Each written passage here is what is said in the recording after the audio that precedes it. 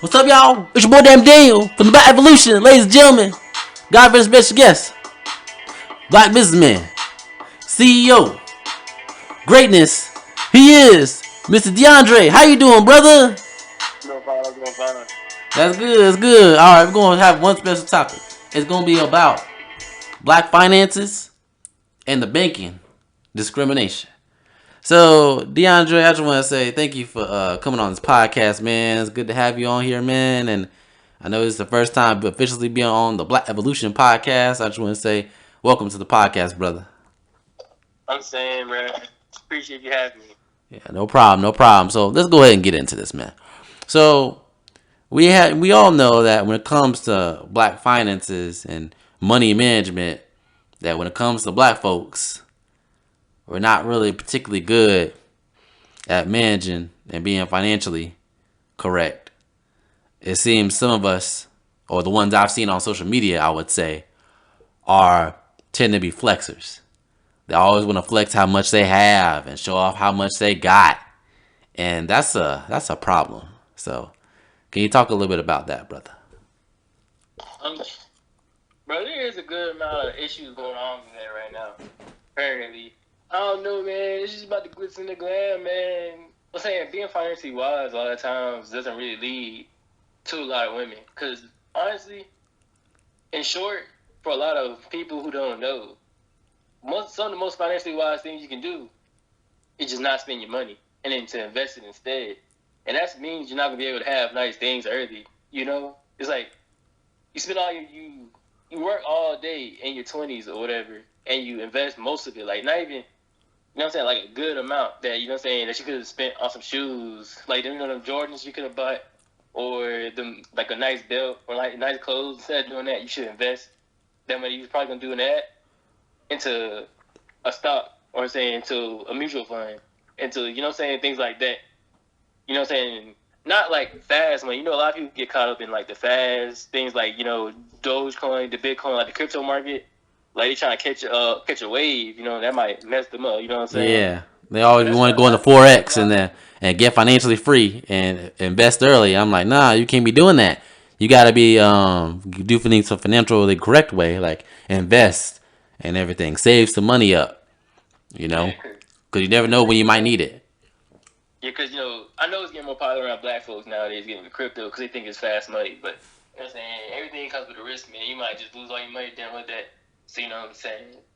Like, you know, that's the wise thing. Like, the things that you will want to invest in is, like, companies that you know will be around for a long time. You don't know if Dogecoin, you know what I'm saying? Like, that's not going to be around for a long time. Yeah, So, you know, that was a get-rich-quick scheme that a lot of people got effed over in the end, you know what I'm saying? yeah, They try to keep it alive. Like, when people started trying to invest in GameStop and AMC, waiting on them quick money hitches. And sometimes they don't hit, and they end up they end up on the bad end of a get rich quick scheme, or pumping dump, or whatever you want to call it. mm-hmm. You know what I'm saying? But yeah, instead of spending your money on the fast money, like, you know what I'm saying, trying to spend your money on the clothes and shit, because you know they probably really just want to get the GameStop stuff and all that, so they can have a lot of money to go buy them things that I'm talking about. Yeah, You know what I'm saying? Like you watch any financial video, and most of the time they'll tell you that in their 20s or in their 30s, instead of like flexing or doing things going on and stuff, it would best to invest most of that, or at least $500 to $400. You know what I'm saying? That sounds like a lot right now, but when you think about it, that's 2 pairs of Jordans. You know what I'm saying? One Gucci belt or whatever. You know, like it's really not that much. yeah. A lot of times I've seen You it. spend the other money instead of doing that. You put it in like a stock or something, and then that would probably grow a lot more in like 10 years. But you know, 10 years is a long time, people. So you know, they'd be like, "Nah, I don't want to do that." But that's really the most financially wise advice I could say, is it? And I feel that's the problem with black folks, you know what I'm saying? Because, you know what I'm saying, putting your stock, you know what I'm saying, you're going to flex a stock certificate in front of a lady, you feel me? Like, damn, Yeah, she's like, ooh, that Nike stock fine, you know what I'm saying? She was like, man, you know what I'm saying? She like, you dumb. And then being financially wise, you want to know fire-ass car has a high car payment, which is taken away from your investments. You know what yeah. I'm saying? They always want to buy these old Lamborghini. Let me get a Lamborghini and stuff. Like I've seen in the past where they be going on these scams where it's called PPP loans. Yeah. They be doing all those scams and trying to get all these great cars and flexing it with these Rolexes and everything. I said, come on, man, what are you doing?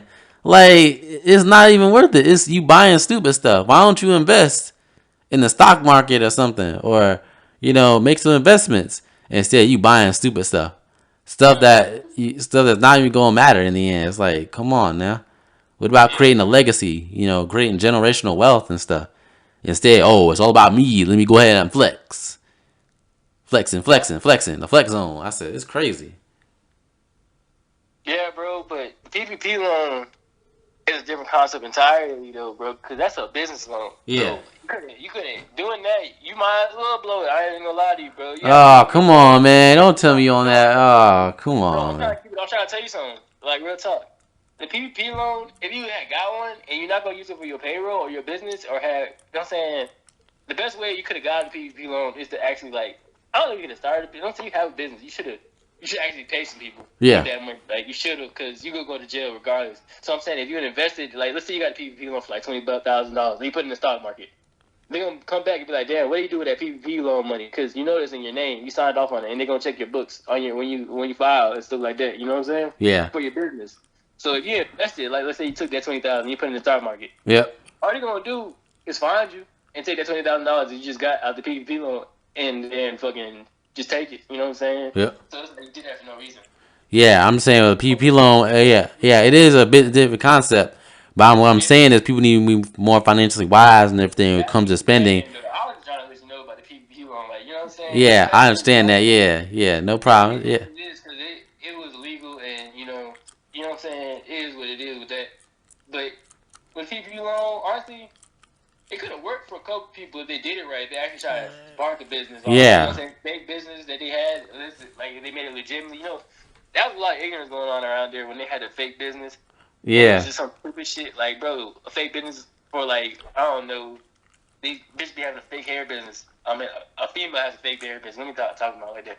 A female has a fake hair business and it's fake all the way. Now they gonna go to jail. They go get their money taken back. But they could have really used that money to like actually have a fake hair business. You know what I'm saying? Make a real hair business. yeah. They You know, could have made it legitimate, and then they would have been set. That's what I'm saying. They did stupid financial decisions, but instead of they buy stupid stuff with a PPP loan that's meant for your yeah, business, and instead they use it for basically their own financial gain, which is let me buy this, let me buy all this clothes and these yeah, shoes and these nice car and stuff. That's something you use for that's something you use out of your personal stuff, not for a PPP loan. That's for businesses. yeah. Real talk. And that's how they end up in trouble.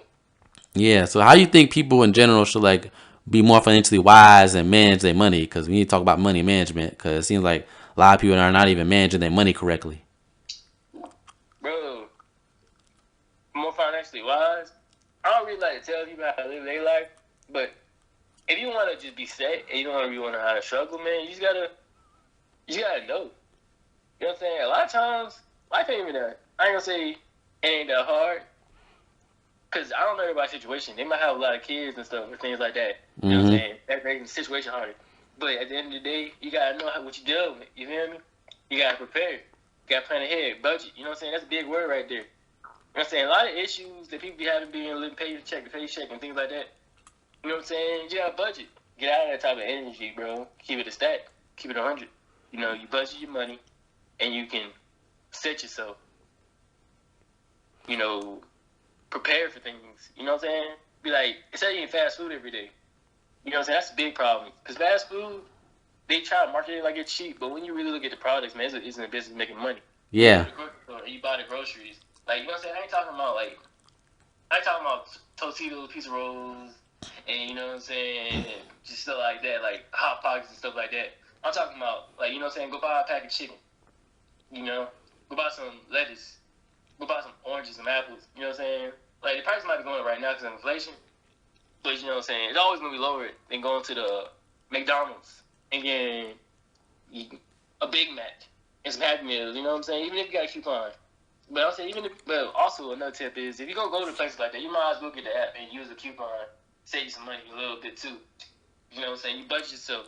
Like I'm gonna spend this much money on food, but you gotta pay attention to how much food costs too. You know what I'm saying? Pay attention to things like that because inflation went up 7.5% this last month. So Mm-hmm. you know what I'm saying? You gotta pay attention.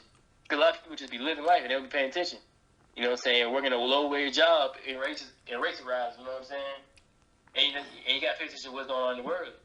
Because a lot of times when you pay attention to what's going on, where you can use that to your advantage. Yep. Like, man, the labor source going around out here at at these working places. Be like, and the rates of money is going up. You know what I'm saying? Go tell your boss about it. Real talk. Yep. Be like, you know what I'm saying? Be like, I'm thinking about leaving. You know what I'm saying? And they're gonna have a hard time replacing. You might just have to break that line to them. Be like, I'm thinking about leaving. And this place over here paying more money. And I just think that I might have to leave because the rates of everything is going up, and I can't really afford to be working here for the rate I'm working here for. You know what I'm saying? I understand what you're saying. You gotta pay attention to the world and everything, and be financially wise and stuff. Hard being financial wise, paying attention to what's going on. Like how you see the cryptocurrency. A lot of times with these day traders, it's just they think that it's quick get rich quick scheme, man. You gonna make a whole lot of money. A lot of times it's not even the case. Like most of these day traders lose money when they first start out. It's not until they get financially wise and everything, and get their money correctly, and they know what they're doing when it comes to day trading, that they actually begin to make money. That's a lot of these day traders don't tell you, or they try to give you a false image of, you gonna make this quick fast money, and get on that crypto, get on Forex. That it's gonna be quick fast money, and you're gonna be financially free. Yeah, you'll be financially free, but it'll take you a while to know what you're actually doing. So that's my take on that. I know somebody who's doing Forex, man. He told me about how he made so much money. He was like, I was killing it. And I'm like, bro, where that money at? He's like, bro, I lost it. Doing the same thing. And he tried to make it back, and he lost it, man. Kind of like gambling sometimes, bro. Yeah. Real talk, because at the end of the day, especially like with Forex, bro, do they really know what's going on with these currencies? Like, it's a fluctuation, bro. You don't know, like, you're not working at these companies. You're not the CEO. You know what I'm saying? Or you don't manage these governments. So it's not like you know what's going on constantly and why they're fluctuating this way. So you're really just guessing sometimes. You know what I'm saying? Yeah. You're really guessing at the end of the day. So you're not gonna know if it's gonna go up or go down. So all this day trading and stuff like that, you never know. Yeah. Well, say for example, if you for forex trading, which is trading with the foreign market, and that company, you say you're trading with China, or you're trading with Russia, or you're trading with all these other foreign countries. Let's say they all have a financial crash and stuff. Like, how you gonna make money? You still gonna make money then? No, you gonna have to be aware. You have to be aware of those countries and what they're going, and then fluctuations and stuff, and know when to put in money and know when to not put in money. Yeah. I'm gonna talk about that, and then yeah. I was saying that because, like, even if when you do know, like, you're not gonna know it perfectly. You know what I'm saying? Because it's not like you live there. It's not like you're in the government. So even then, it's still risky. Yeah, I'm saying it's all a risk, but I'm saying people think that it's gonna make quick, fast, and easy money, and it's not. It's a risk. You're taking a huge risk by investing in that. Yeah. People don't understand that, and also in terms of finances and everything else, and having more control over that. Let's talk about having more control of history of banks and everything. There's also been, when it comes to black folks, historical discrimination with these banks in terms of loans, giving black people loans and stuff to start a business or what have you. They say, you don't qualify, even though I probably overqualify. It's just they don't want to give them loans due to racism and stuff. So let's talk about that, brother. I currently, though, where I was working at or whatever, it wasn't even that type of place, you know what I'm saying? And I just got into the thing. But I know some people who have worked in a bank that's older. Like, I had some teachers and things like that. And I don't know. Maybe because they was working there, they kind of defended it. So I don't really know nothing about it. And I haven't really reached out to get no loans like that, bro. But I say the best thing to get a loan nowadays, currently, even if you're black or whatever, I'm going to say just, you know what I'm saying, talk to your network. You probably got a network. Yeah. To me. Because, it's hard for people, you feel me? Especially when you're young, black, and all that. You know what I'm saying? You got a network, get to know some people, you know what I'm saying? Get in there and get a cosign, bro, honestly. Yep. Yeah, I'm going to say that. But historically, of course, they've been discriminating in the 60s and the 70s, even now, bro. But you know what I'm saying? I had a lady, though, my teacher, she worked at Bank of America. You know what I'm saying? She really was just like, historically, black people have worse credit scores, so it's really not even like that. So I can't really say nothing. Because she was really writing for Bank of America, and she was black, and she was running HBCU, so I don't really know if I can just dog banks about historically. I mean, yeah. I'm But historically discriminating, but I'm saying currently, I can't. Because she was telling me that. She was writing for them, and I didn't even bring it up. She just started off riding for them. You know what I'm saying? She's like, Oh Lord, she so you might have seen some cooning. That's what you might have seen, brother. I mean, yeah. real talk, you might have seen some cooning. Riding for Bank of America saying black people have the worst credit score, and that's not even true. Some black people have Oh, great nah, credit nah. But score. she wasn't talking about that. She didn't say that. She didn't say that. She was just saying that she was like, you know, you gotta get your credit right because you know a lot of people be saying banks be discriminating against black people. Sometimes it doesn't be that they just be having bad credit scores. That's what she was saying. Oh, She ain't okay. black I people. thought you said it made it seem like you said that Nah, she was riding for nah, Bank of America saying black people have the worst credit scores and stuff. I nah. said, She was like talking about like you know what I'm saying. You gotta. We was talking about risk. You know what I'm saying. You yeah, know, banks gotta get risk. They got departments for that. You know what I'm saying. And you gotta study it and diagnose it. It's kind of like betas and alphas and stuff like that. yeah, But really the beta. But you know what I'm saying? Thing is, they're just looking like, yeah, they can calculate for risk. And they check the beta score, the beta percentage and stuff like that. And then, you know, they just want to see if it's a good investment. And if you're a good investment. And if you're looking at credit score and just like history. That's what I'm saying. Really, if you get like a good cosign, I was just trying to get help advice because I don't really know nothing about discrimination. I don't really work at a bank. It was more of a,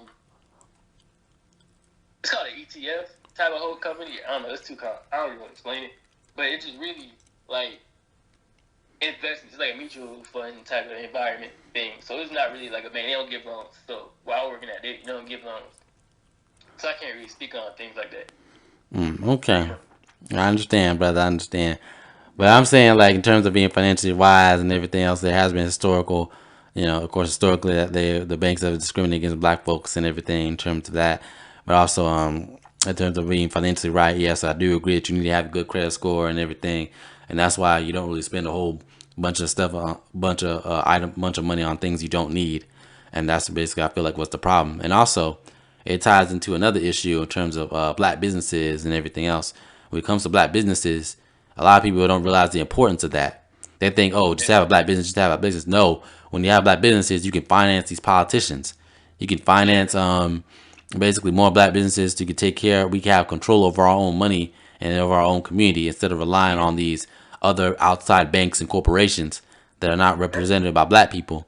And you get financed by them, and then they don't have the interest of black people. Like, example, a black politician, he may be black, but if he's financed and backed up by these white-owned corporations, they're gonna tell him to do what he needs to do because they're financing him. If we have a black people, black businesses, and we're financing these black politicians, then that goes into okay, we can actually get an agenda done for black people.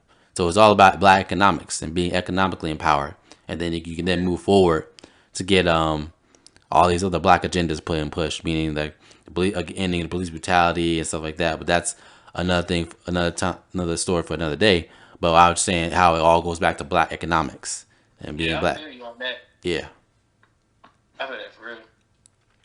Yeah, because I'm tired of seeing, I saw this police brutality story, and I'm tired of having in Minneapolis with me a lot. And I'm saying, who's in charge? These DAs who are corrupt, who are financed by who? These white corporations. And the media, they're financed by who? The white corporations. So it all goes back to economics. That's all I'm saying right there. Yeah, that's true. Yeah, all right, DeAndre. I feel like it was a good topic to discuss about black businesses and being financially literate and everything else and being accurate and what have you. I just want to say it was a good time having you on here, brother. I hope you have you on here again, man. I appreciate it, man. Yep. And make sure y'all tune into the Black Evolution episode. We'll premiering be on Saturday at 8 o'clock in the morning. Tune in to the Black Evolution. This is Dab Daniel, the host, and we're signing off. Hey, hey, hey, hey, hey, hey.